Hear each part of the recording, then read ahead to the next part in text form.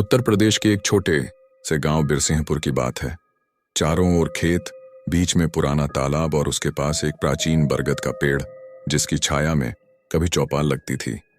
दिन में वहां लोग हंसते बोलते, बीड़ी फूंकते और ताश खेलते दिखाई देते थे। लेकिन जैसे ही सूरज ढलता, पूरा इलाका सन्नाटे में डूब जाता था। कहा जाता था कि उस बरगद के पेड़ के पास रात में कोई औरत गाती है, धीमे उदास सुरों में। कुछ कहते पुरानी आत्मा है, कुछ हंसकर टाल देते, पर गांव के बुजुर्ग रामचरण बाबा हमेशा कहते, मजाक मत उड़ाओ, वहां कुछ है जो अब भी अपने इंतजार में बैठा है।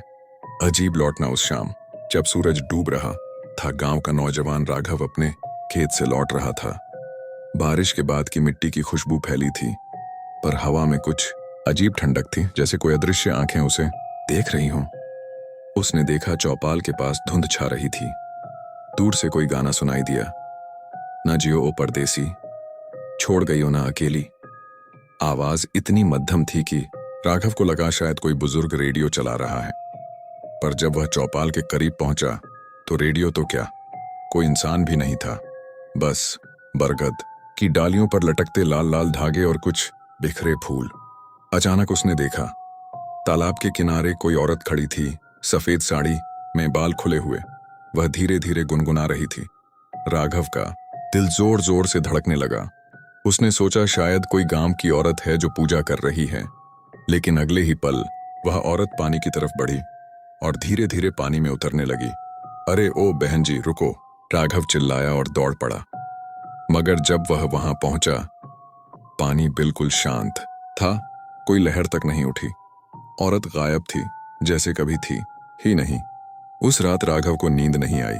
आंखें मूते ही वही गाना सुनाई देता, ना जियो परदेसी। सुबह होते ही उसने यह बात अपने दोस्तों को बताई तो सब हंस पड़े।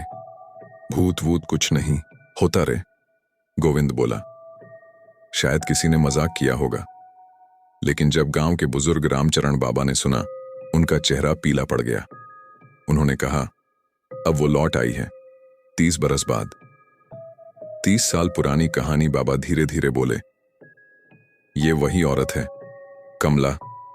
बिरसिंहपुर की बहू थी। उसका पति फौज में गया था और कभी लौटा नहीं। कमला दिन रात चौपाल के पास इंतजार करती रही। एक दिन खबर आई कि उसका पति शहीद हो गया और उसी रात कमला तालाब में कूद गई थी।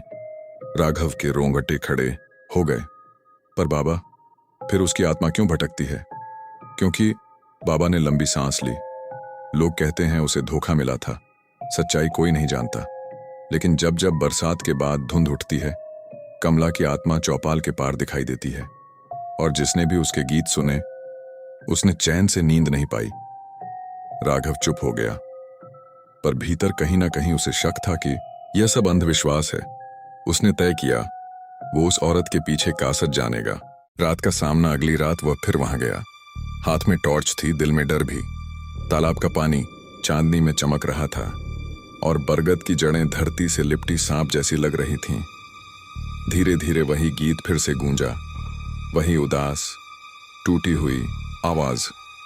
राघव ने साहस जुटाया और आवाज की दिशा में बढ़ा। अचानक उसकी टॉर्च बुझ गई।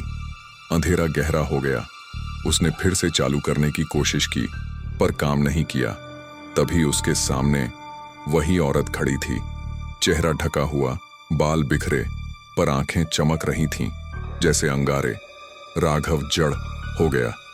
वह औरत बोली, क्यों ढूंढ रहे हो मुझे? आवाज में गुस्सा नहीं था, बस गहरी उदासी। राघव हकलाया, मैं जानना चाहता हूं कि तुम कौन हो। औरत मुस्कुराई, सब जानते हैं पर कोई मानता नहीं। सच देखना है तो कल रात चौपाल के उस पार आना, जहां कोई आता नहीं। और फिर वह धुंध में विलीन हो गई। राघव घबरा गया। वह भागता हुआ घर पहुंचा, पसीने से तर। लेकिन उसके भीतर अब डर से ज्यादा जिज्ञासा थी। आखिर उस औरत ने सच देखने को क्यों कहा?